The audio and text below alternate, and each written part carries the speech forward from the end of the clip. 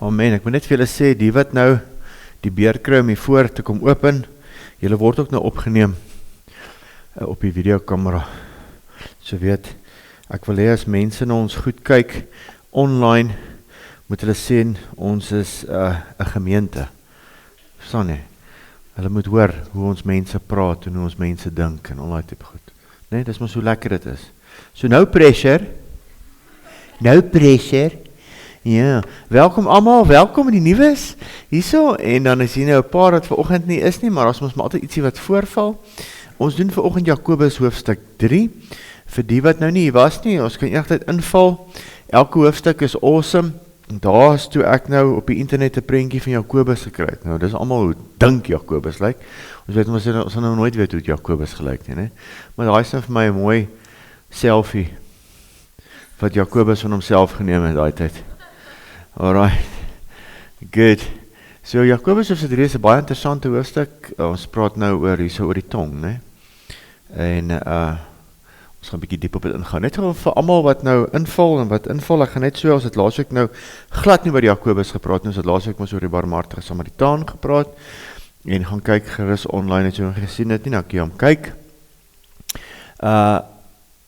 Want ons moet weet dat ons wat in hierdie pad saam met die Here loop, nie in ons eie krag hierdie goed kan regkry nie. Onthou dit.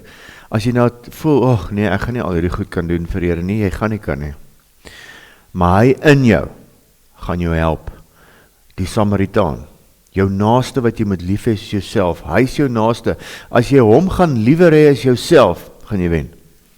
Maar as jy nie, en as ander goed wat in die pad kom, gaan jy nie wen nie. Glo my, in bevryding is dit so, in alles is dit so. Hy moet jou eerste liefde wees. Altyd. Al vergeet jy alles, moet nie dit vergeet nie. God soek nie hoe slim jy is nie, dit help.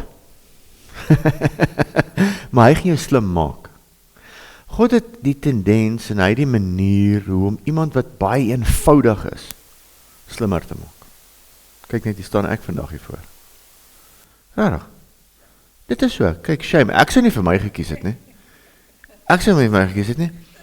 Verstaan jy? Maar sodra jy dink in God se koninkryk, praat nou nie van die hemel nie, hier op aarde, jy het iets wat jy kan bring vir hom.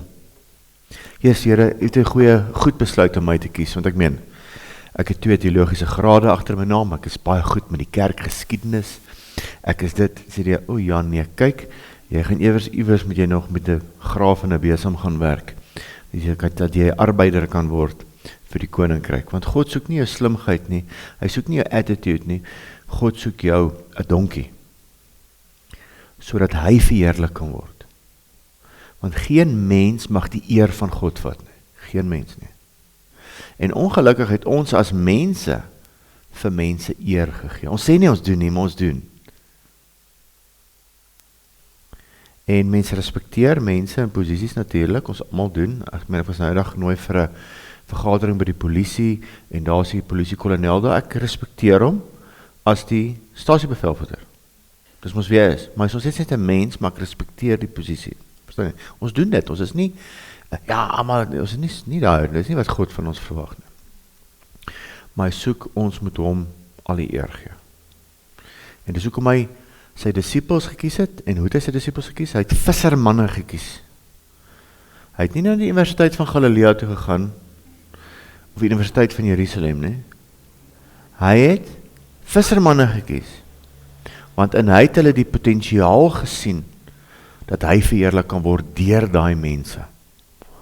Selfs toe hy opgevaar het, in Handelinge, toe die Fariseërs, Sadduseërs, die Sanhedrin, Petrus en Johannes geslaan het, en al die tipe goed, het hulle gesien hoe hulle met vrymoedigheid preek, en raai wat is die woorde daar, en gesien, dat hulle eenvoudige manne was, maar dat hulle saam met Jesus was. Jesus vat eenvoudige manne en vrouens en maak hulle prominent in die koninkryk. Want eenvoudige mense dink niks van hulle self nie. Dis maar net so. In die vergadering nou die dag, toe is daar 'n klomp pastore, dominees, alles swart kerke, wit kerke almal, en die een En sy vat toe, die kapelaan, vat toe nou almal se name en vat die vrou se agter, sy vra vir hom, are you a pastor or a reverend? It doesn't matter, it's the same. Maar daai een, it's not the same. It's not the same, tussen mense. Want mense wil hê, jy moet weet, ek is die. Ek is biskop so en so, ek is dit en dit. Op die einde van die dag, as jy voor God staan, beteken biskop nie baie nie. Nee? Alright, dit nou gesê, kom ons kyk waar gaan het. Hier is natuurlik, Jakob en Esau, hoekom het ek daai prentjie opgesit? Want die naam Jakobus is Afrikaans vir die Hebreëus Jakob, Jakob. So daar is nie 'n Jakobus, die Engelse Bybel is James, dis maar net die Engelse naam vir Jakob. Dis die boek van Jakob, eintlik. Alright. James, interessant, het King James, want die Engelse Bybel, die ou een is mos die King James, 1611 King James. Dan kry die moderne King James. Toe King James gesê, okay, hier is my mense wat vir my die Bybel gaan vertaal, maar ek soek my naam ook in daai boek. Toe vat hulle sy naam, sit hom as James in. James. The chapter of James, there was no James, maar dit was Jakobus, Jakob. Alright, dit nou gesê, daarso, Jakobus 1 vers 1, geskryf deur Jakob, die Here het ook, en dan Hosea 12, 3 en 4, die Here het ook 'n twis met Juda, en hy sal oor Jakob besoeking doen volgens sy wee, om vergelde na sy dade, in die moederskoot, dis nou hierdie Jakob hier, het hy sy broer by die haksteen gehou, en in sy manlike krag het hy met God geworstel. Onthou, Jakob het met God gestoei. Kan ek julle die prentjie verduidelik, hoe God dit my verduidelik het? Jakob gaan nou weg van Esau af, en hy is terug. En die aand is in die veld, die vuur is in die gang, die tente is opgeslaan, en hy gaan stap, kyk na die sterre. Ek het nou gedink hy het 'n veldie gevang, maar dis nou wat ons manne tussen mekaar vang, maar hy het daar gestaan, en kyk na die veld, nee? En ewe skielik, kom daar 'n man op hom afgehardloop, so jy skrik, nee? Imagine dit so, maar dis wat in die Bybel staan. En hy man vat hom, en hulle begin te stoei. Dis hoe dit was. Of dink jy, God het er aangekom en net getik? Nee, God het daar hy het met God geworstel, hy het met God gestoei. Hele aand. Ek hoop hy tyd gehad om sy gulp toe te zip. Maar gelukkig het hulle rokke gedra, né?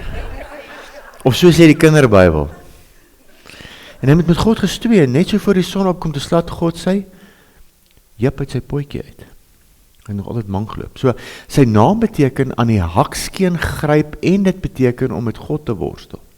En dan het hy sy naam verander na Israel toe. Alright, maar dis waar die naam Jakob vandaan kom. Jakobus beteken die onderkruiper, hakskeengryper, of die een wat potjie. Alright, so hy het vir Esau, hy en sy maat vir Esau ingedoen van kleins af. En toe die seëning uitgelees moet word, of Abraham, Isak, die seëning moes lees toe, moes hy val, want hy soek vir Esau met die harige Tom Selleck Magnum, maar toe sit nou nie Magnum, toe sit die nuwe Magnum. Het julle die nuwe Magnum gekyk, die ou Magnum? Die nuwe Magnum het nie eens 'n baard nie. Die ou Magnum het so snor gehad. Hy borshaar het net so dit so uitgestaan. My ma het altyd gesê, sy wens haar seun sy het borshaar soos Magnum, te kry sy vir my en my broer. Ek skeer dan nou op 52 al 2 keer 'n week. Soos Jakob. Niks nie. So Jakobus in Grieks, Jakobus in Grieks, Jacques in Frans, Iago in Italiaans, Diego in Spaans, Jakob in Hebreëus, is waar hy naam vandaan kom, James in Engels. Alright, good.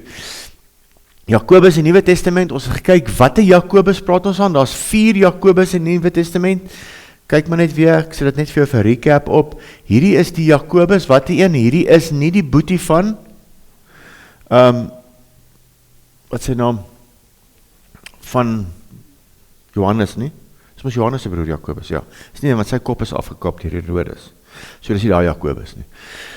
Jakobus die kleine seun van Maria is ook nie hy nie. Jakobus die pa van Judas wat ons lees, en dan kry ons hierdie Jakobus halfbroer van Jesus. Hy is een van die boeties van Jesus saam met Judas, en ons het ons gesê, hy beskryf homself as Jakobus 'n diensknegt van Jesus Christus. Hierdie Jakobus het nie eers in Jesus geglo voor die kruisiging nie.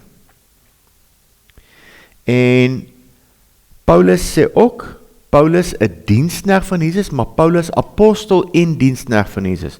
Net Jakobus en sy boetie Judas sê net diensknegt. En die woord daar vir diensknegt is 'n doulos, is 'n vrywillige slaaf.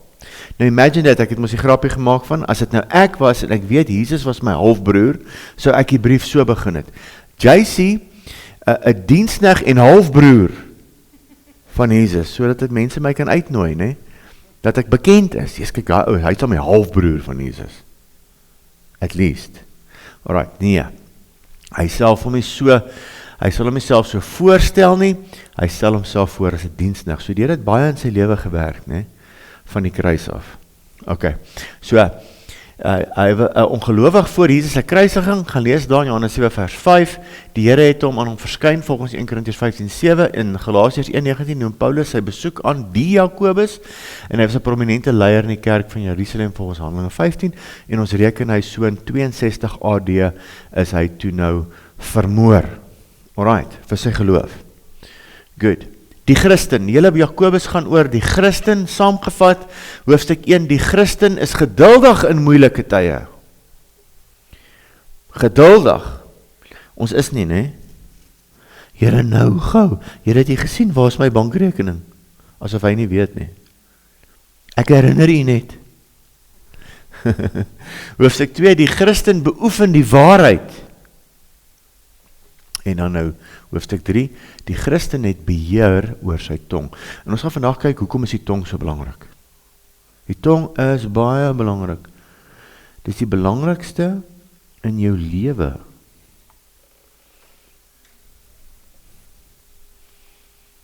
Jakobus se tema, 'n lewende geloof, 'n bewys van 'n regverdige leefstyl en goddelike gedrag.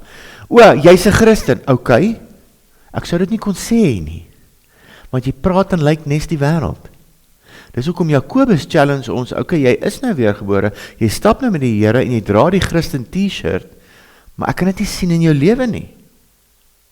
Ons moet dit kan sien, want baie keer is net jou lewe 'n getuienis verander. Yes, ek het gesien hulle deur moeilike tye gegaan, sonder om te moan en groan. Wow, en hulle is deur dit. Of, jy raak net so op jou senuwees soos die res van die mense. Ek sien nou dag 'n videoklip van 'n vliegtuig in Nigeria wat gaan neerstort. En die cabin neem hulle dit af. Nou lag die mense oor wat 'n vrou daar binne sê. Sy staan op, it will not happen now. I'm a Christian, God's going to use me. Thank you Jesus, I will live, I will not die. Hulle het geland, almal het gepaniek en geskree en gehuil, behalwe daai vrou het opgestaan. We will live and we will not die. You can be rest assured because Jesus is still going to use me on this earth. En hulle het geland. Of jy kan saam met die res uit mekaar uitval. Hou maar net jou hand vas, daar gaat ons. Of, hier gaan jy nou staan op jou geloof, né? Okay. Nie doktrine nie, doktrine, ek moet tog hy spelfout regmaak. Maar eerder praktiese Christelike etiek. Dit beteken 'n leefstyl. Prakties. Doenbaar. Ja, ek is nog nie wie ek wil wees nie. Maar dankie tog Jesus, ek verander elke dag. Ons almal, né? Niemand van ons is volmaak nie. Niemand van ons is perfek nie. Ons werk daaraan. As jy die Heilige Gees kans kry, en ek is besig met 'n nuwe reeks, ek weet nie waar gaan ek hom inpas nie, die positiewe bediening van die Heilige Gees, dat die Heilige Gees, ons sê altyd die swaar goed, nie, maar onthou nou net, die Heilige Gees is daar, hy is jou bemoediger, jou trooster, sê Johannes 14, en hy is die een wat jou positief bemoedig, hy is nie die een wat vir jou in die aand, oh, ek is so sleg, en ek moet eers in hierdie werk nie, daai is jy self of die duiwel. God sal jou vat, Heilige Gees jou vat, hoorie, dis nie wie jy is nie. Weet jy wie is jy eintlik? Leef so. Dis hoe hy ons vorentoe vat. Alright, good. Hoofstuk indeling weer, ek wil net weer daar so wees, hoofstuk 1 oorwinnende geloof, geloof wat oorwin, hoofstuk 2 manifesteerbare geloof, ons wil dit sien, waarneembare geloof, Hoofstuk 3, beheerbare en energieke geloof.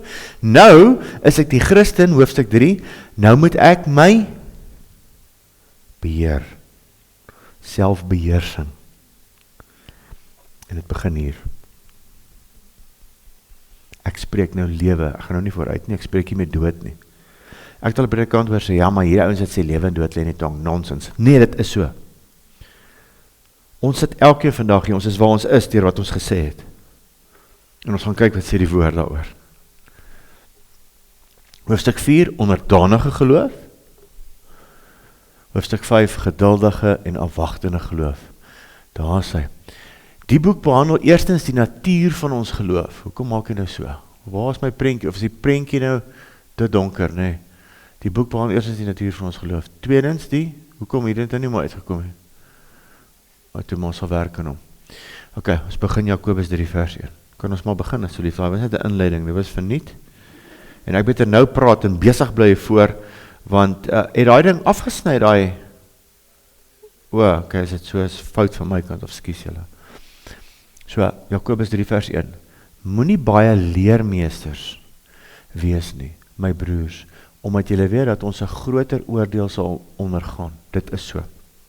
Ek kan vandag vir jou met al die eerlikheid sê, almal wat my getuienis ken, ek wou nie preek nie. Ek wou nie, want ek het gehakel, en ek wil nie voor mense staan nie, skaam, teruggetrokkie, is dit nou nooit sê nie. My vrou sê, nou haal ek in, vir al die jare. Maar, ek wou nie preek nie, die dag toe die Here my geroep het my nie geroep om te preek nie, want as hy daai dag vir my gesê het, jy gaan preek, sou ek nie omgevolg het nie. Want ek het 'n ontsettende vrees gehad vir voor mense praat.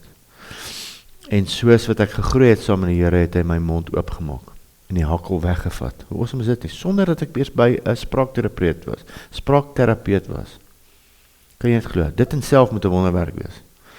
En dit is 'n wonderwerk. En ek wou nie teach nie.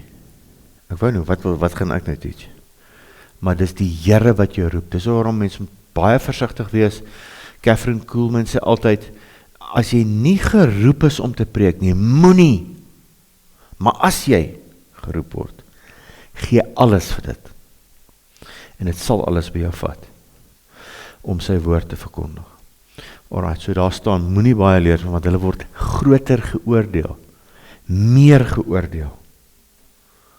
Alright, omdat jy met sy mense moet praat. God se mense. Alright, 2 Timoteus 2:15 skryf Paulus aan Timoteus, lê jou daarop toe om jou beproef voor God te stel. Beproef voor mense of beproef voor wie? Voor God. Jy kan 'n mense kan van jou sê, maar jy is so, is jy reg voor God? At least 2 maal 'n week gaan ek op my knie en dan vra ek vir Here asseblief tog, dit wat ek sê, bevestig vir my as dit nie so is nie. Keer my as ek dit nie moet sê nie. Mens moet vir God vra. Voor God te stel as 'n werker wat hom nie hoef te skaam nie, wat die woord van die waarheid reg sny, om die woord van die waarheid reg te sny, om die waarheid reg te sny, om die hele Bybel te ken in sy konteks. Ons moet die waarheid reg sny, dis hoekom ons so hard probeer om almal wat na hierdie gemeente kom, ons moet almal moet die Bybel ken. Almal moet dit reg sny. Almal wat hier sit, gaan mense julle vra, maar hoorie, maar help my met die. Nee, ek gaan jy eerder nou die pastoor toe vat. Dis nie nodig nie. Die pastoor het net soveel tyd. Jy moet dit kan doen. Jy moet die woord van die waarheid reg sny. As mense sit en praat en jy hoor hulle praat nonsens oor die Here, gaan help hulle reg. Op 'n mooi manier. Sê ek het gehoor wat julle nou sê en nou praat, maar ek voel as dis nie Jesus nie. Jesus doen dit nie. Kom ek vertel julle van Jesus. Glo my, as jy vir die Here vra, gaan jy geleenthede kry en dan gaan jy die boldness moet hê om te praat. Alright. Kolossense 4:2 met 'n K wat nie met 'n C is nie, sorry. Volhard in die gebed en waak daaraan met danksegging en bid tergelykertyd, dis hoekom ons 'n intersessiegroep het. Ook vir ons, sê Paulus, dat God vir ons die deur van die woord mag open om te spreek van die verborgenheid van Christus waarvoor ek ook in boeye is, dat ek dit openbaar kan maak soos ek dit behoort te spreek. Ons moet bid. ek bid, Here, help my, breek vir my die woord oop, dat ek het spreek soos ek het behoort te spreek. Nie soos ek dink het spreek nie. Nie soos wat my leermeesters wat al in 1742 dood is, dit gedoen het nie. Vir nou. God se woord verander nie, maar openbaringe breek oop. Baie goed was toegesluit. As gevolg van klomp redes deur die eeue, mense se denke, mense se teologie, ja, maar ons glo nie dit so nie in ons. Dan kan God ook net so lank met jou, so ver met jou werk. Maar as jy oop is vir die hele waarheid, kan God vir jou goed oopbreek. As jy teachable is. Nou, as jy in sekere denominasies of groepe behoort, is baie van die mense nie teachable nie. Want dis nie ons kerk het glo nie. Dis nie ons sien, dan kan God net met jou met daai werk. Hy is lief vir jou nog alles, maar ongelukkig het jy 'n skans, 2 Korintiërs 10 vers 3 tot 6, wat jy opgesit het teen die waarheid van nog waarheid. Want die Bybel sê ons almal ken ten dele, en as ons dit kan besef, dan moet jy weet, daar's baie dele wat jy nie ken nie. Daar's baie dele wat ek nie ken nie. Wat ek graag wil ken, meer wil ken, ek soek dieper insig in die woord. Dis mos ons almal se hart, om God beter te leer ken. Hoe leer ek God ken? Deur sy woord. Geen ander manier nie. Ek is nie Jack Van Impe nie. Ken julle vir Jack Van Impe? Net toe ek daardie weergebore word, is ek Jack Vanapie. Maar ons Afrikaner Jack Van Impe. Nee, Jack Vanapie. Nou Jack Vanapie, toe hy weergebore word as 'n jong man, het hy op die grond geval, en toe hy wakker word, toe ken hy die hele Bybel uit sy kop uit. En dis 'n feit, hy is al dood die oom. Hy en sy vrou het 'n ding op, jy ken het, Karen, gehad op, is dit nou, een of ander Christelike kanaal. Ek kon nie ophou vir ou kyk nie. Daai ou praat uit sy kop uit. Die Bybel. It's awesome. Ja, maar ek het nou nie, ek sê, Here, kan ek dit kry? Ek het dit nie gekry nie. Ek moet lees en lees en lees, nee. Maar hy het nie opgehou Bybel lees nie, maar hy het gelees en lees. 2 Timoteus 4:1, hoor hierdie mooie, ek besweer jou dan voor God en die Here Jesus Christus, wat die lewe en die dode sal oordeel by sy verskyning en sy koninkryk. Verkondig die woord, hou aan tydig en ontydig, weerlê, bestraf, vermaan, in alle langmoedigheid en lering, want daar sal 'n tyd wees wanneer hulle die gesonde leer nie sal verdra nie, maar omdat hulle in hulle gehoor gestreel wil wees, vir hulle menigte leraars sal versamel volgens hulle eie begeerlike. Dis hoe ons dit sien, en dis hoe jy dit gaan preek. En dan daai man kan ongelukkig nie by die Here hoor nie, want hy het the fear of man. En God kan hom nie gebruik nie, soos wat hy hom wil gebruik nie. Dis 'n probleem. En die oor sal afkeer van die waarheid en hulle sal wend tot fabels. Vandag kan ek hoor in die kerk is mense besig met fabels. Dui julle wat is 'n fabel? Nee, Jan en die boontjie rank is 'n fabel. Die Bybel is nie 'n fabel nie, is 'n verhaal van Genesis tot Openbaring. Jona was binne in die vis, dis nie 'n fabel nie. Jesus was dood, hy het opgestaan, hy het lewendig geword uit die doodheid, dis nie 'n fabel nie. Dis bonatuurlik supernatural.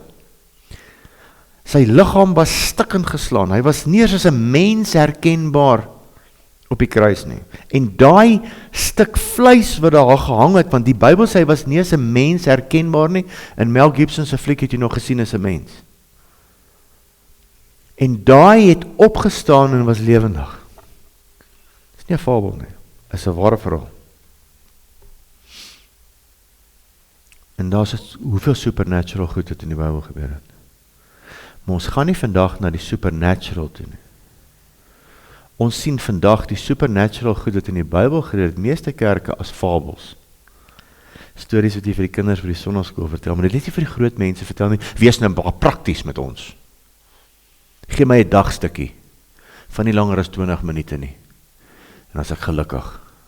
En volgende week Sondag weer net 'n dagstukkie van 20 minute. Nee, die woord is lewend en kragtig. Maar wees jy in alles nugter. Dis nou die ouens wat preek, dis hoekom maar nie baie leermeesters moet wees nie. Wees in alles nugter, ly verdrukking, want as jy gaan teach, gaan jy ly. Doen die werk van die evangelis, vervul jou bediening.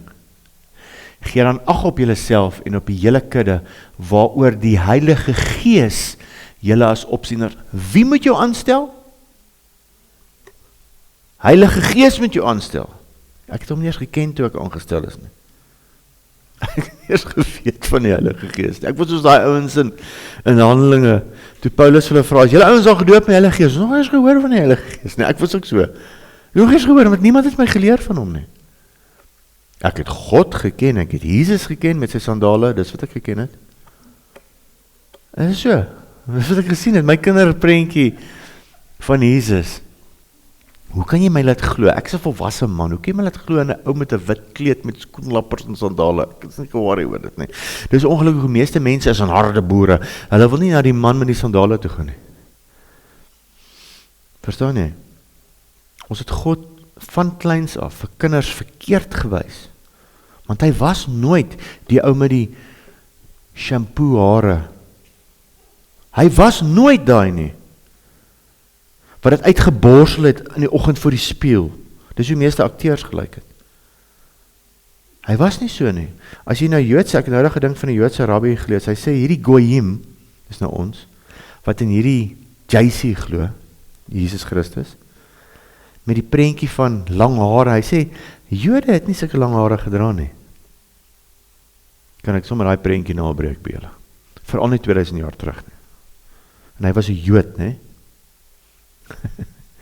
So, gee dan ag op jouself en julle kerke, wat hy deur sy bloed verkry het. Oor die Heilige Gees julle as opsieners aangestel het, om as herders die gemeente van God te versorg, wat hy deur sy eie bloed verkry het. Want ek weet dit, dat na my vertrek, is nou Paulus, wrede wolwe onder julle sal aankom en die kudde nie sal spaar nie. Ja, uit julle self sal daar manne opstaan wat verkeerde dinge praat, om die disippels weg te trek agter hulle aan. En vandag kan ons sien, waar is die kerk? Dis 2000 jaar terug, waar is die kerk vandag? Hoeveel, honderde duisende denominasies is daar nie? En elke ou dink hy die waarheid. Kan ek vir julle vertel, in hierdie gemeente het ons 'n stukkie van die waarheid. Maar ons soek meer waarheid. Amen. Daar is hy. Daar's nou 'n ou wat met 'n meelsteen om sy nek in die waters afgaan. Lukas 17 vers 1 en 2. En hy het vir sy disippels gesê, dit is onvermydelik dat die struikelblokke kom. Daar gaan wrede wolwe in die kudde aankom en hulle gaan struikelblokke oprig. Hulle gaan. Maar wee hom deur wie hulle kom. Dit is beter vir hom as 'n meelsteen aan sy nek gehang en hy in die see gegooi word, as dat hy een van hierdie kleintjies sou laat struikel. Gaan lees in Matteus 18. Nou die kleintjies waarvan hy praat is nie die kindertjies wat om hom was nie. Hy het sy disippels kleintjies genoem. Wrede wolwe wat die disippels agter hulle wil aantrek. Wat verkeerde dinge leer. Wat nie die waarheid leer nie. Daar word vandag in teologiese fakulteite geleer dat Jesus, daar was nie 'n maagdelike geboorte nie. Al daai tipe goed. Is beter vir jou om 'n meelsteen om jou nek te sit en in die diepsee in te spring. Dis verskriklik, né? Ek sien julle wat se oornis is daarop as jy die woord bring. Dis 'n groot verantwoordelikheid. Ou moet in vrees en bewing wees, soos hy hoofpriesters wat eenmal 'n jaar in die tempel ingegaan het. Ons moet die vrees van die Here. En sad to say, is daar nie, baie mense sê so, maar selfs Johannes wat saam met Jesus bedien het, toe hy God, Jesus in sy heerlikheid sien, het hy soos 'n dooie geval. Alright. Dis bietjie taaf. Jakobus 3 vers 2, want ons almal struikel dikwels. As iemand in woorde nie struikel nie, ons gaan nou Jakobus 3 vers 2 toe. Daai eerste gedeelte het gegaan oor die baie leermeesters wees nie, dis 'n groot verantwoordelikheid om te teach, en ons kan nog baie lank daaroor, ons kan vanoggend amper net daaroor praat. Maar kan ons nou na vers 2 toe gaan asseblief?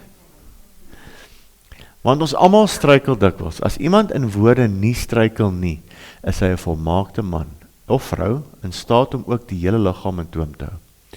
Die liggaam, die kerk van Jesus Christus wat mekaar uithaal op sosiale media en ander platforms Ek gaan net daarop fokus. Ek gaan nie praat van ons dag tot dag, hoe ons skinder en al die tipe goed nie. Ek dink ons hoor dit genoeg. Ons weet ons moet nie skinder nie. Skinder is self, het jy gehoor van hierdie pastoor? Of dat, of die, of en jy wil eintlik hoor wat sê die ander ook daarvan. So ons moet nie skinder nie. Is nie goed nie. Sê eerder niks dan nou nie. Alright. Ons moet regtig kyk na wat ons sê en ons gaan kyk na die ander skrifte. Ons moet met ons tonge opbou, met ons monde mense opbou. Ons moet as iemand val, hou op van die persoon se kinder, gaan help eerder. Alright. Dis wat ons moet doen. Ons almal struikel in daai.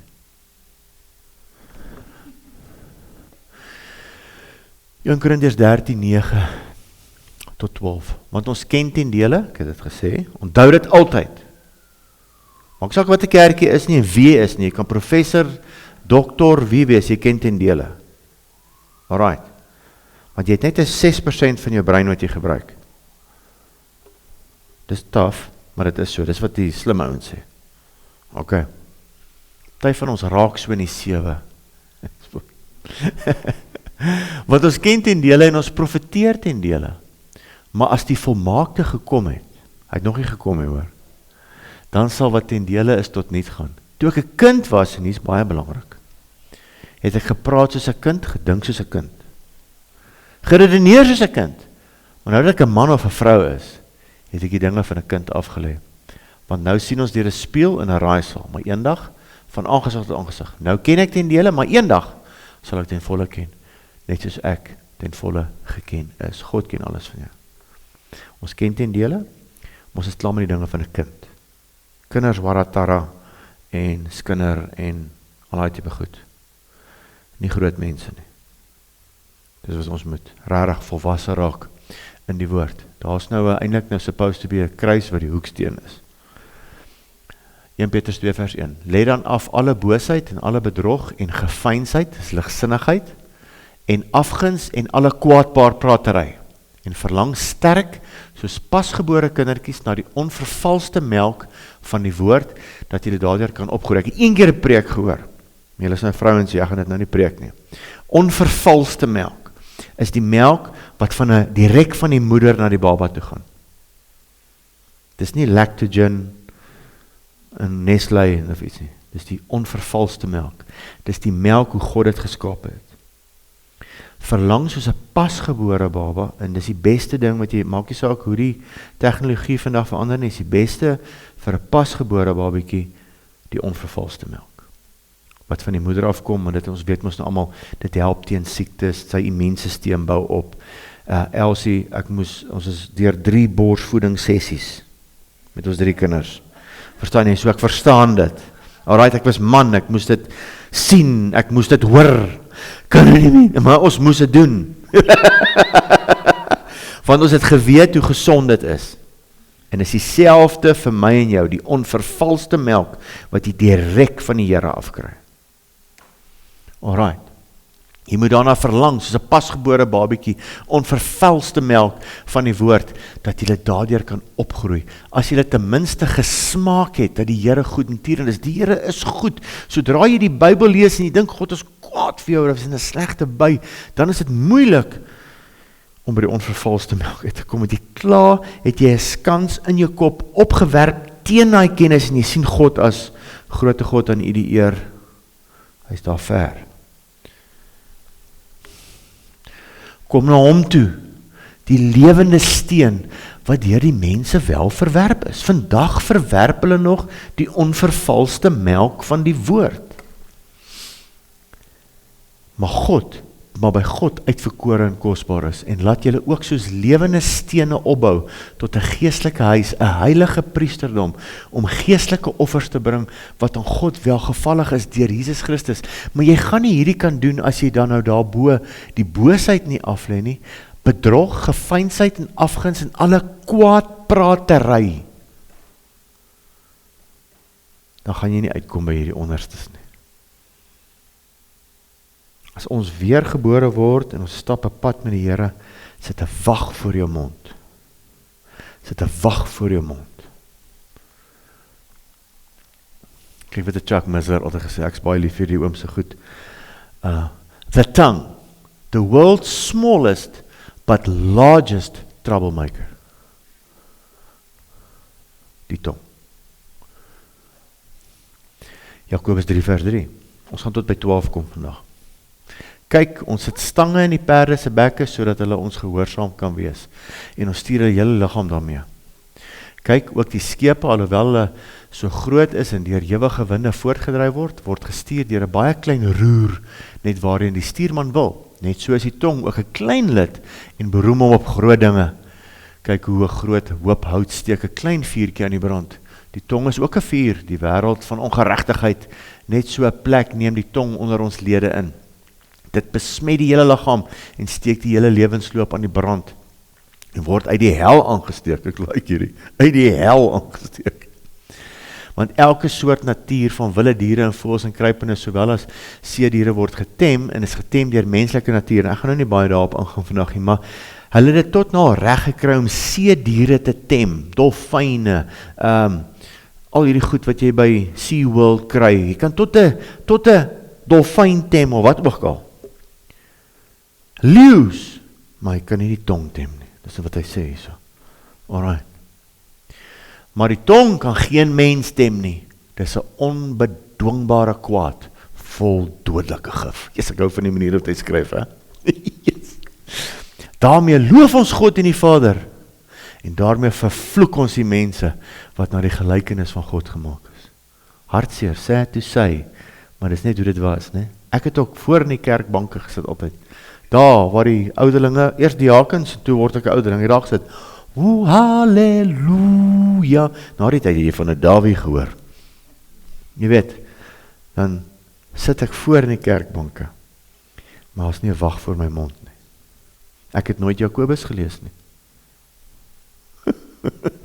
Het dit dalk gelees, maar ek het nie verstaan nie. Uit dieselfde mond kom seën en vervloeking. Dit, my broers, behoort nie so te wees nie. 'n Fontein laat tog nie uit dieselfde oog vars en bitter water opborrel nie. 'n Vyeboom, my broers, kan tog nie olywe voortbring of 'n wingerdstok vye nie. So kan geen fontein brak en vars water voortbring. Dit is mooi wat Tinus verduidelik toe hulle by Laodicea was, en ons gaan dit nou sien die jaar. Daar waar die koue en warm water by mekaar gekom het, en dan sê Jesus mos, was hy eerder koud of warm, maar hy sê, daar waar dit by mekaar kom, stink dit. En dis wat hy hier ook sê. Daar kan nie vars water en stinkwater uitkom. Weet julle hoe is brakwater? Wie was woestynmense? Aklig. Ek het al brakwater gedrink, want ek was baie dors. Ja, maar ek is dan nog nie so. Ek het 'n niersteen gehad, ek weet nie wat daarvan was nie, maar ek het dit gedrink, kom. Maar as jy dors is, drink jy enigiets. Jy mag nie, maar ek weet dit. Ja, okay.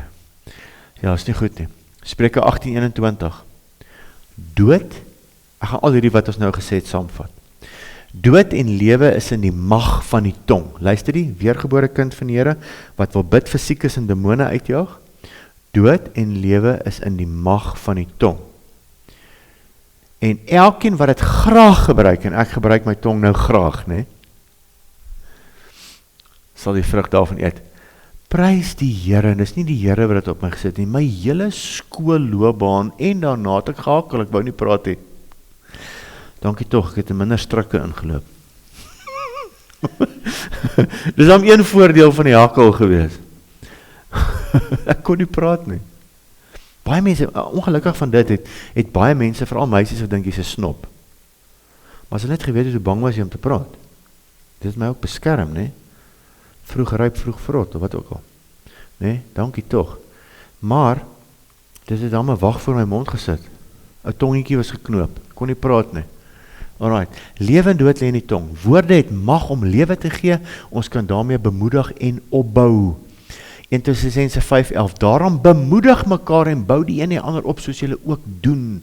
Ons woorde kan troos en leiding bied, 1 Tessalonisense 2:11, even as you saw how like a father with his children, we were teaching and comforting you all and giving witness. Bemoedig mekaar dan met hierdie woorde. As Paulus praat, hy sê, hoor hierso, ons gaan nie hierdie verdrukking gaan, en hy noem al die goeders daar, En hy sê, ons is nie bedoel vir die wraak van God wat na die aarde toe kom nie. Bemoedig die kerk met hierdie woorde. Nou is daar ouens in die kerk wat sê, nee, ons gaan deur dit. Dit is glad nie bemoedigend nie. So ons woorde moet opbou en bemoedig. Ek kan vir julle getuienis op getuienis gee van mag van die tong. Mag van die tong. Veral as die Here jou begin gebruik in die bediening, moet jy pas op wat jy sê, want die Heilige Gees gee jou tong krag. Ek kan hierdie getuienis gee en ek al hoeveel keer repen daaroor. Ek en my vrou praat baie daaroor met hierdie stryd wat ek gehad het in die familie en toe met my skoonpa vir wie ek baie lief is, ek's nie kwaad vir hom nie, alles. En ek het gesê, as hy nie gaan nederig raak nie, gaan hy eendag in 'n huis sit wat 'n swart vrou vir hom koue jungle oats gee. En dit gaan nou gebeur. Dis hard, ek sê, Here, vergewe my, ek het gesê. Vergewe my, ek het gesê. Ons pas op wat ons sê, ek profeteer oor daai man se lewe. Ek herroep wat ek gesê het. Here, en ek bid, hy suffer nie. Verstaan jy? Maar as jy nie jou trots gaan neerlê nie, dan sê ons goed. Dis nie moet sê nie. Nee? En daarvoor moet ek voor die Here staan. Ek het gerepent en al die tipe goed, maar dinge gebeur nou. Nee, ons moet pas op wat ons sê. Ons het hoeveel keer ons al gesê, mag sy, ek kry mense wat so praat. Ek het sulke familie, ek het 'n vrou geken. Sy het so kwaad geraak, een tannie vir my, nee, speel ons saam Monopoly. Sy het so kwaad, sy vat hy geld, mag jy stik. Yes, daar's mense wat kwaad raak oor goed, nee? Nee, dis wat ons sê. Ek sien al hoe stik ek in daai Monopoly geld. Ons moet pas op wat ons sê. Ons moet pas op wat ons sê. Dis regte nie. Asseblief. Ja, ons gaan tannie mis, want hier kom nou 'n nice storie hierna. Ek spot sommer. Daar sê, ons moet stig, opbou, en die Heilige Gees, as ons dit gaan verstaan, dat die Heilige Gees doen positiewe bediening. Mense weet klaar hulle sleg. Ons hoeveel te sê hulle sleg. Luister, as ons in die kerk is, en ons disipel mense weet klaar, ou wat gom snuif, of drugs gebruik, hy weet klaar, hy is nie waar hy moet wees nie. Ons moet dit positief doen. Ja, daar moet baie keer gepraat word, en dan, voordat jy praat, is daar 'n span ouderlinge, wat saam praat, hoe mense die beste gaan doen. Want deur vele raadgewers sê Spreuke, is daar goeie raad. Nee? Okay. Good. Ons kan God daarmee loof met ons tong. Psalm 51, 16 en 17. Red my van bloedskuld, o God. God van my heil. Laat my tong u geregtigheid uitjubel. Here, my lippe, dat my mond u lof kan verkondig. As jy kwaad is vir iemand, en jy is verbitterd, en jy het jou vererg, gaan dadelik in worship in. En wanneer jy rustig is, dan sê jy wat jy wil sê. Luister, ons almal maak hy fout. Want jy wil dadelik retaliate, en hoe doen jy dit met jou mond? My seun Gibeon, hy is so verbal. As hy vir my kwaad raak, dan hoor ek daar in die kamer, dan sê ek van, wat sê jy? Nee, niks. Maar hy het my nou besweer daar van die kamer af, nee? Ek het vir hom gesê, mannetjie, jy moet kyk na die aggressie van jou, en pas op wat jy sê. Alright, so, ek ken hierdie goed alles prakties. Hebreërs 13:15, laat ons dan geduldig deur hom aan God 'n lofoffer bring. Dit is die vrug van die lippe wat sy naam bely. Dis waarvoor jou tong daar is. Om God se naam groot te maak. Ek sê vir jou, luister vir my, as jy hom liewer het as jouself, sal jy minder probleme hê. So maak saak wat 'n probleem jy kry nie, sê Here, baie dankie. Ek weet nie hoe jy hierdie gaan uitsorteer nie, maar ek kan nie wag om te sien wat gaan gebeur nie. Dis vertrou op God. Luister jy, ek kan vir julle boeke skryf geoor. Alright, God verander 'n situasie net so. Net so. He's the God of suddenly. Alright. Met ons tonge kan ons die evangelie verkondig, Handeling 1 vers 8, maar julle sal krag ontvang wanneer die Heilige Gees oor julle kom, en julle sal my getuie wees. Hoe is ons sy getuie? Baie ouens sê, ja, gaan wees sy getuie, en as jy iets moet sê, dan, nee, jy moet maar sê, hoor, jy moet die mense word disippels gemaak, nie deur 'n ou wat daar rondloop nie. Nee, deur wat jy sê. Ons moet sy getuies wees. Kom ek vertel julle van Jesus. Ons moet sy getuies wees in Jerusalem, Judea, Samaria tot die uithoeke van die wêreld. Ons kan met ons tonge in liefde die waarheid praat, Ephesians 4:15. But speaking the truth in love may grow up into him in all things which is the head, even Christ. Ons moet die waarheid in liefde praat. In liefde. Mense weet klaar hulle sleg. Ons moet die waarheid in liefde praat. Jesus was ons perfekte voorbeeld. Hy was partykeer kwaad. Vir wie? Vir die ouens wat met trots en hoogmoed gesit het, wat gedink het hulle weet alles. Fariseërs, Sadduseërs, hy sê julle wit gewaste grafte. Hy het vir hulle geroer met sy mond. Want hulle het met trots en hoogmoed gesit en hulle het gekeer dat die kinders van Israel by God uitkom. Hier is my altyd die beste voorbeeld. Maar met dieselfde lippe wat kan lewe gee, kan ons ook afbreek. Ons kan jok, afkraak, veroordeel, kla, spog, die waarheid verdraai en vloek met ons woorde. Ek spot altyd, hoe weet jy as iemand crossfit doen? Hy sê jou. Jy weet ons vanoggend weer by die 120's gedraai, wat ook al, met die bench press en so spog, lekker, jy weet wat jy kan doen, wat ook al, nee? Woorde kan wapens wees waarmee ons mense laat skaam voel. Mense laat skaam voel. Dis 'n lelike een. Daai sarkasme, nee? Hulle bedrieg of hulle verkleineer. Daar's niks so erg lelik vir jou as om mense te verkleineer. Ja. En wie maar waar die hart van vol is, loop die mond van oor. Nee? Genesis 18:15. En dis maar altyd die beste. Nou God en sy 2 engele kuier by Abraham, een van my gunsteling stories, en hy sê vir Abraham, volgende jaar as ek hier verbykom, is jou vrou swanger. En Sarah sê, asseblief. En God vra, maar Sarah het dit ontkennend gesê, hy sê, maar hoekom lag Sarah vir my? Maar Sarah het ontkennend gesê, ek het nie gelag nie, want sy was bang. Maar hy sê, jy het gelag. God weet alles wat ons sê. Here, ek het dit nooit gesê nie, het.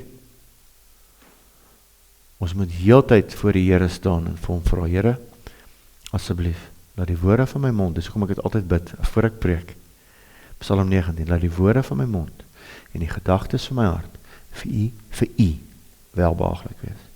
Here, my aspre sonde is, laat dit nie oor my heers nie. En die sonde waarvan ek nie bewus is nie, maak my bewus daarvan. Ja, Johan, want die Here praat nie met byname met my nie. Gister hoe jy met jou seun gepraat het, is nie goed nie. Hy kry baie sulke goed by die Here.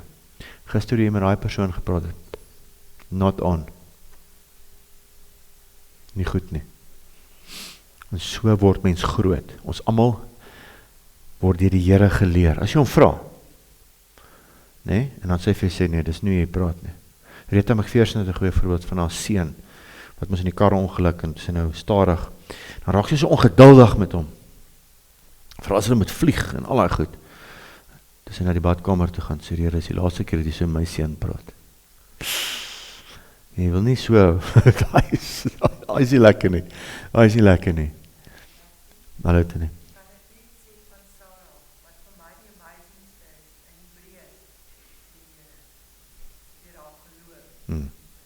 Ja. Uitgevee.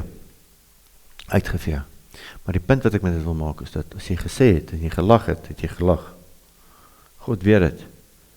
Maar sy het hom kans gehad om te repent, want sy het die wonderwerk gesien toe sy nou swanger word, né? Ja.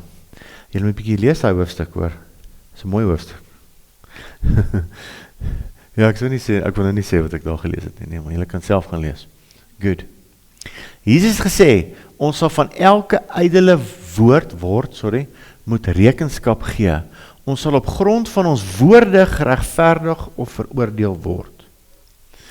Matteus 12:36-37. Maar ek sê vir julle dat van elke ydelle woord wat die mense praat, daarvan moet hulle rekenskap gee in die oordeelsdag.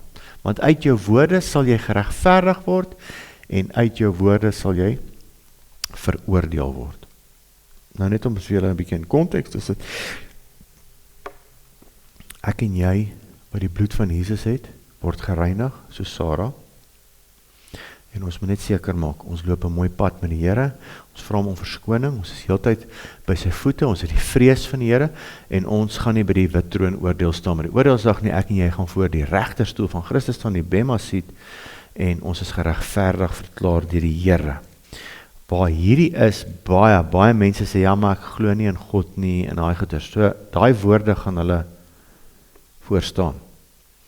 Maar ek en jy moet seker maak, ons praat die waarheid, ons ken die waarheid, ons behandel mense goed, soos God wil hê ons mense behandel, want daarvoor gaan ek en jy pa staan voor die Here. Ons gaan daarvoor pa staan. Wat het jy gedoen wat ek vir jou gegee het? Dit gaan hy van ons almal verwag. Alright, en jy wil nie hê, ek het nou dag vir iemand gebid, ek kan nou nie waar, is iemand wat besig om dood te gaan, of wat ook al. En vir die persoon sê, kom ons bid hierdie, dat jy nie met liande voor die Here staan, want jy gaan nou na die Here toe, ne?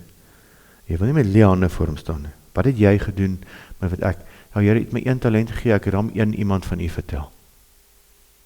So ons het vir die persoon gebid, en die persoon gaan vir sy familie vertel, en het ten minste getuie vir sy gesin wees en sy familie. Nee, dat hy nie met liande by die Here aankom. As baie ons by die Here aankom, verbaas, want het is so skielik gebeur. En dan is daar 'n probleem, Houston.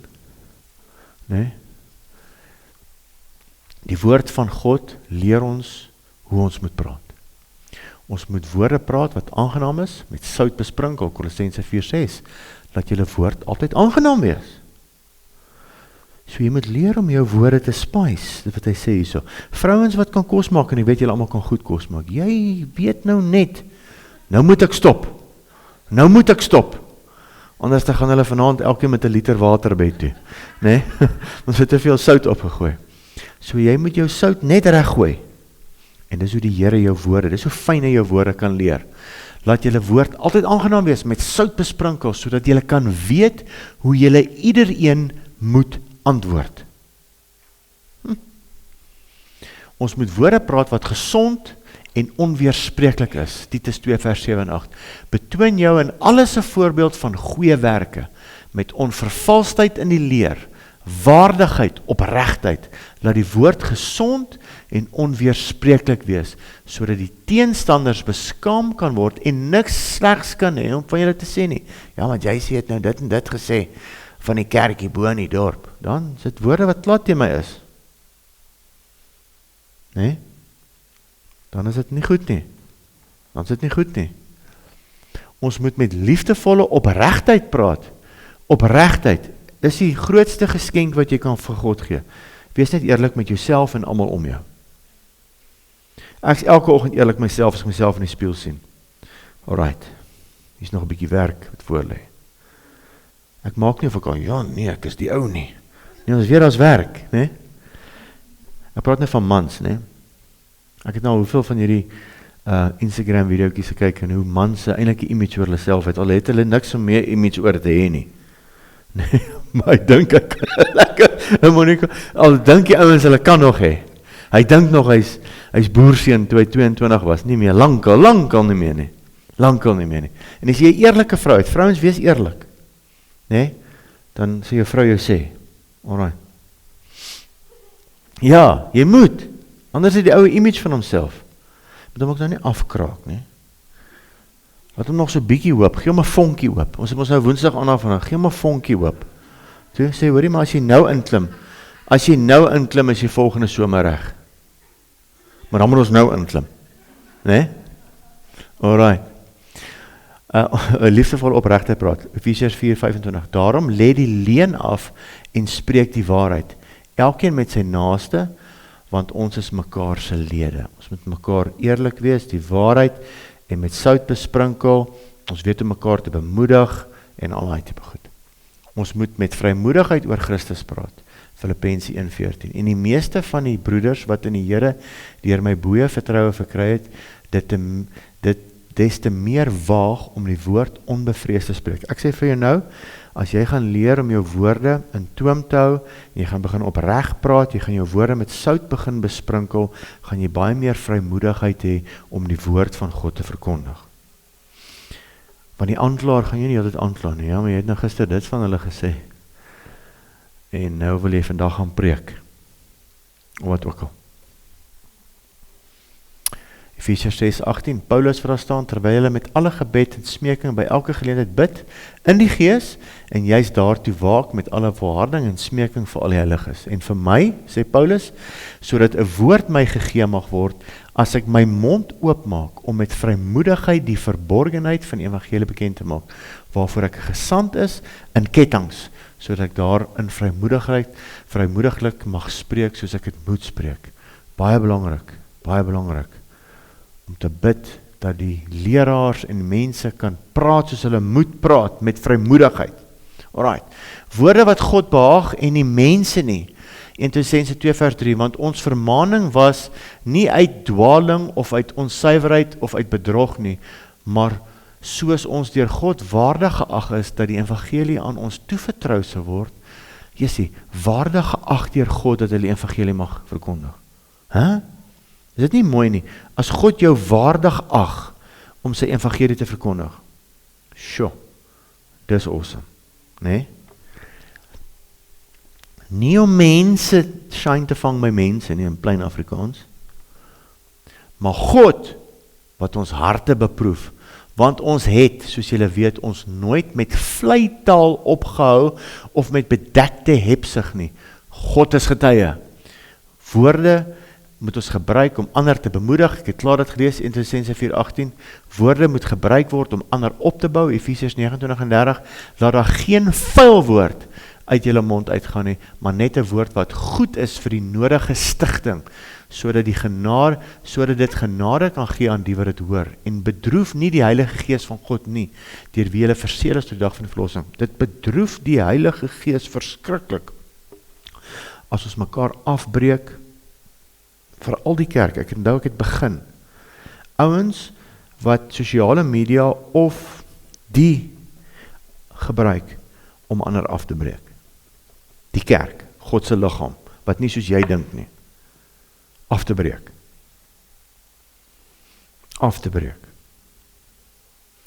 Dis nie waarvoor, daar's ouens wat dink hulle bedienings is om ander se foute uit te wys.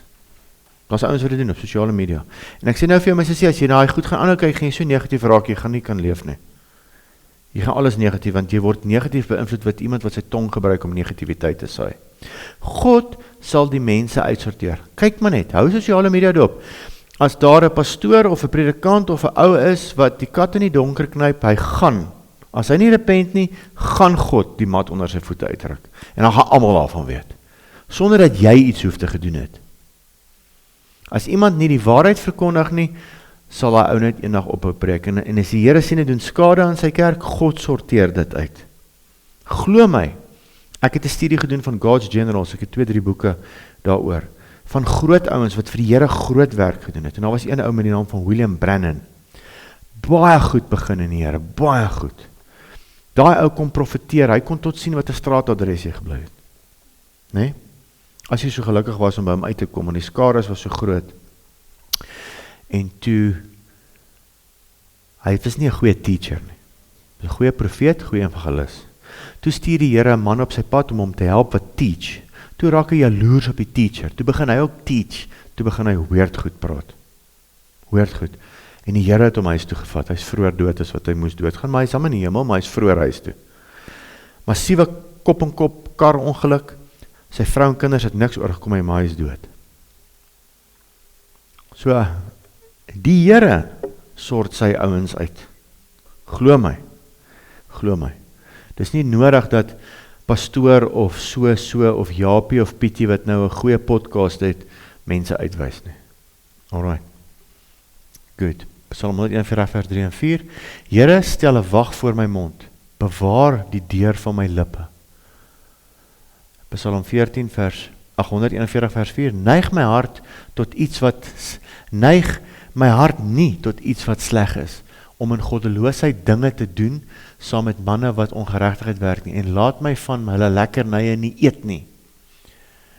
Spreuke 18:4. Die woorde van 'n man se mond is diep waters, 'n stroom wat bruis, 'n fontein van wysheid. Spreuke 10:11. Die mond van die regverdige is 'n fontein van lewe, maar die mond van die goddelose verberg geweld. Spreuke 13:14. Die onderrig van die wyse is 'n fontein van die lewe, om die strikke van die dood te ontwyk. So jou mond word vergelyk soos yskoue water daai tyd in 'n put. Dit kan lewe gee, dis vars, of dis brak. Die ouens moet die skuim so wegvee van die water af, die goed wat daar dryf. So tussen die paravissies deur bietjie suiwer water kry. Het jy al sulke water gedrink? Is aaklag. Ja, en had jy nie een van hierdie lekker strooitjies wat jy koop by die stapwinkels nou so daar nie? Ja, maar jou water moet so wees, want hy sê in Johannes 7 vers 37, die strome van lewende water moet uit jou uitvloei. Nee? Alright. Christene, God se spreekbuis, Spreuke 10:21, die lippe van die regverdige help baie mense reg. Nee? Jou tong. Johannes 6:63 sê Jesus, dit is die Gees wat lewend maak, want die Gees het my en jou lewendig gemaak. So die Gees wil nou deur jou praat, nee? Die vlees is van geen nut nie. Die woorde wat ek tot julle spreek is gees en is lewe.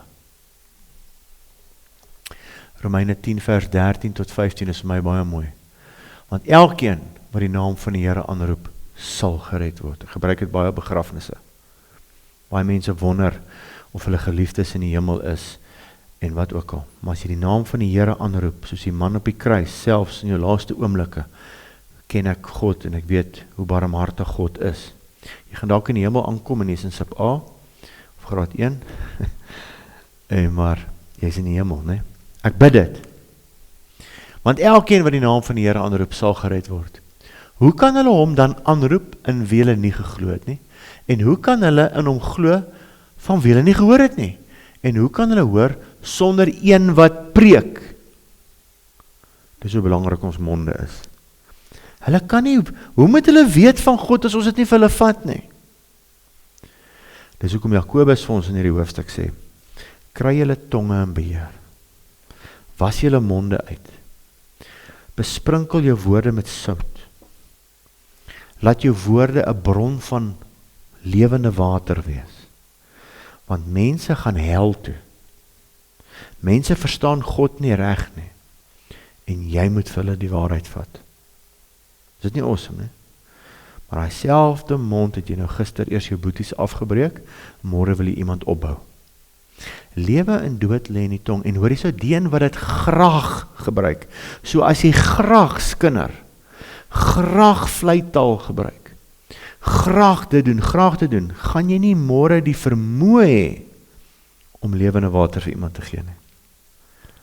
Want jy skinder die hele tyd. Nou môre moet jy so switch. Dan gaan die Gees nie die anointing kan laat uitkom nie. Verstaan jy? Dis hoe belangrik ons woorde is. En as die anointing vloei, moet jy pas op wat jy sê in 'n woedeby. As hy nie gaan, en daarna is ek skuldig, ek moes op my knie gaan en Here, ek repent. Mag ek nooit weer so iets sê in my lewe nie. En hoe kan hulle preek as hulle nie gestuur word nie? Soos geskrywe is, hoor hierso, dis hoe ons moet wees. Hoe lieflik is die voete van die wat die evangelie van vrede verkondig, van die wat die evangelie van die goeie verkondig. Is dit nie mooi nie? Dis wat ons moet doen. Maar elke tweede ou sien hom nou as die Ou Testamentiese Elia. En hulle wil hê as hulle in 'n plek aankom en die mense sê, wow, Trouble of Israel, what are you, so koning Agab vir Elia gesê het. Nee, ons is in die Nuwe Testament, en die Here wil hê ons voete moet aangenaam wees, mense moet kan lewe kry by jou, hoop kry by jou, daar sê ons is klaar, sluit my stories uit, maar dis hoe belangrik die tong is. Die hoofstuk van die tong, Jakobus 3, want sonder tonge kan die evangelie nie verkondig word nie. En nou dat ons weergebore is, en ons is in die kerk van die Here, nou wil die Here ons gebruik, maar nou kom die reinigingsproses, en ek en jy moet wegdraai van ons ou lewe af, waar ons nooit 'n wag voor ons mond gesit het nie, net gepraat het, sê die Here. Een keer 'n fliek gekyk wat die engel vir die man sê, weet jy hoekom is, want daai ou praat, weet jy hoekom is daar bo jou lip so, God het sy vinger daarop gesit, sê, shh, nou. Shh. Wees stil en weet hy is God, ons praat te veel. Soos 'n groot verantwoordelikheid ons het, om die evangelie te verkondig, ons 'n groot verantwoordelikheid het, want 'n vrou sit die atmosfeer in 'n huis. Ja, nie die man nie, die vrou. Jy kan die atmosfeer daar sit, of nie. Verstaan jy? Soos 'n groot verantwoordelikheid, en die man het natuurlik net so baie verantwoordelikheid, is nie die vrou nie. Die vrou moet veilig voel, sy moet gecover voel, en al die tipe goed. Maar jy sit die atmosfeer in die huis. Hoe jy praat, en hoe jy nurture, en al die goed. En hy selfde fliek, het die engel vir die vrou gesê, daai mond van haar wat so baie praat. Het jy geweet? Jesus is die naam, of mamma is die naam van Jesus op elke kind se lippe. Mamma. Dit is 'n groot verantwoordelikheid, né? Ja, maar die ma moet die nurturing gee. Alright. Nou genoeg gepraat, en as jy moenie sleg voel. Mens moet sleg voel oor jou sondes, maar moenie voel, ek het nou, luister, ons almal het. Hier is nie een hierso wat nie hulle mond al verkeerd gebruik het, of dalk nog gaan ook nog verkeerd gebruik nie. Ek gaan dalk nog goed in my lewe sê wat ek nie moet sê nie, en daarvoor moet ek die Here bid, asseblief gee my tog net wysheid. Ons moet almal pas op wat ons sê. Ek praat ook te veel en ek praat te vinnig. Ek doen, dis 'n swakpunt van my. Ek moet leer dat my woorde aangenaam is, met sout besprinkel, pas op wat jy sê dit te vinnig, moes dit nie nou gesê het nie. En as die Here vir jou openbaring gee, my sussie, luister gou vir my, in jou stilte tyd en privaatheid, hou daai openbaring in jou hart, voor jy te vinnig daaroor praat, want die mure het ore. Die vyand hoor, die Here het my gewys, ons moet dit en dit doen, dan gaan hierdie in plek val. Die Satan gaan alles aan sy vermoë doen, dat dit nie gebeur nie. Pas op, hou dit stil. Partykeer moet jy dit nie eens neerskryf nie, bewaar dit nie, dankie Here. Die Satan en die ouens die staan, wat het hy vir hom gesê? Nee, is vir my om te weet en vir jou om uit te vind, Choppie. Maar nee, nou gaan vertel ons vir die hele wêreld en ek doen dit. En dan is dit asof die hel op my losbars dat ons nie by daai uitkom nie. Moes dit nooit gesê het nie. God het dit vir my gesê. Ja, so dis hoe belangrik dit is. Alright, kan ek vir ons bid? Vader, baie dankie. Dankie vir die boek van Jakobus. Dankie Here dat U vir ons almal tonge gegee het. Dat U vir ons monde gegee het. Here, help ons, dat ons monde gebruik om te stig, bou, bemoedig, besprinkel ons tonge met sout. Vader, help ons. Dis al wat ek kan vra, Here, dat U ons net help asseblief tog. Heilige Gees, gee vir ons die krag om hierdie te kan uitleef in ons lewens. Vader, help ons. Dis al wat ek kan vra. Steek ons hande uit na U toe. Kom was ons monde met die kosbare bloed. Dankie Heilige Gees dat U vir ons wysheid insig gee. Help ons om stil te raak voor U. Help ons om van hierdie skrifte te gebruik en te proklameer in ons eie lewens. Here, ek eer U naam. Ek bid dat U die naprediker sal wees van hierdie. Amen. Ek wil vir een van julle vra, ek wou net nog gedoen het, maar ek het net nie tyd gehad nie. Ons maak van hierdie 'n proklamasie. Gebruik van hierdie skrifte, maak vir ons 'n proklamasie wat ons kan, dan stuur ons dit op die groep en ons kan sê, Here, ek gaan hierdie skrifte bid. Help my dat my tong besprinkel is, so in die skrif. Help my dat my woorde aangenaam geur is, dat dit altyd aangenaam sal wees. Met sout besprinkel. Help my om 'n wag voor my mond te sit. As jy vir ons so 'n proklamasie kan maak en op die groep sit, wanneer jy tyd het, en proklameer dit vir jouself. Tot jy doodgaan. Ons gaan altyd 'n wag vir ons mond sit tot ons doodgaan, en ons gaan altyd, hopelik nie te veel nie, verkeerde goed sê, op die verkeerde tyd. Ons dink is die regte ding, maar is die heel verkeerdste ding op die verkeerdste tyd. Alright. En veral as ons deur druk gaan, veral as ons moeg is, veral as ons kwaad is, en teleurgesteld is, moet ons eerder net stil bly.